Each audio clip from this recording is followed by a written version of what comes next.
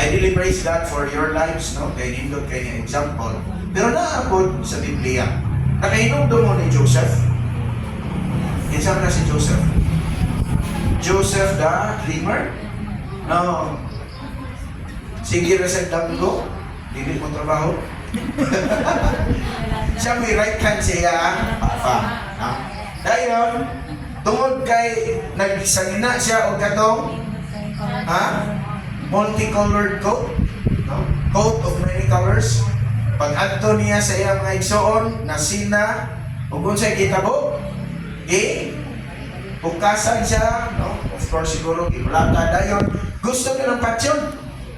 Pero nipugong si Reuben. Sa ingon sa kinamagulangan.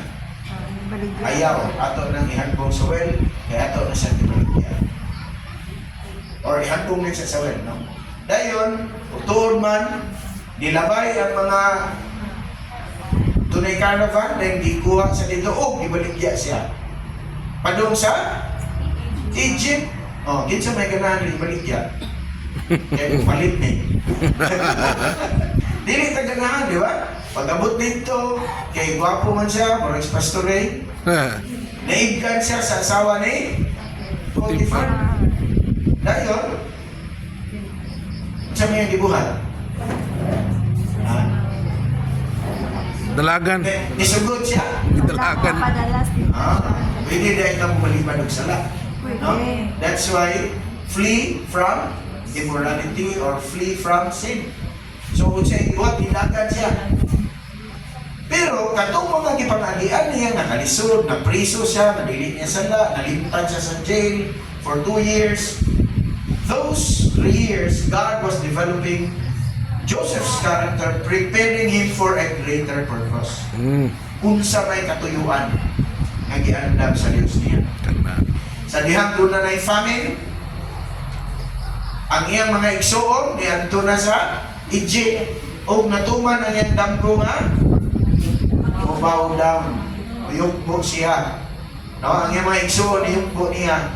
So, until nga wala na sa kagwanta, nagpakita na din siya, and he said, you intended to harm me, but God intended it for good.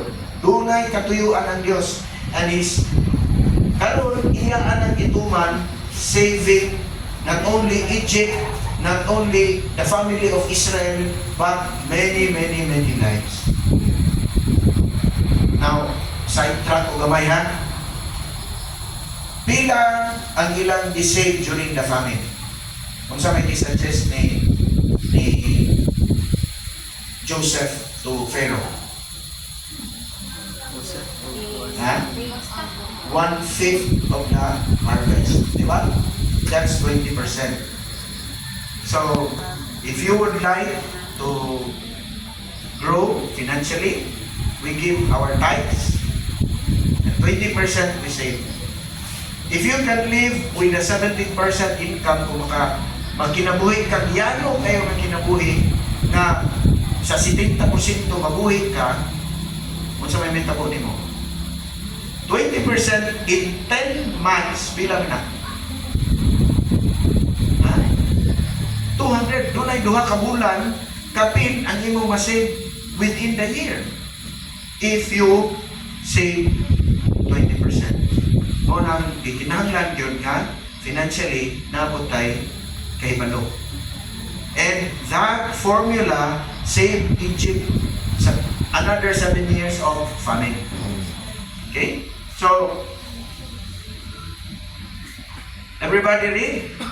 Persevere. God is developing your character.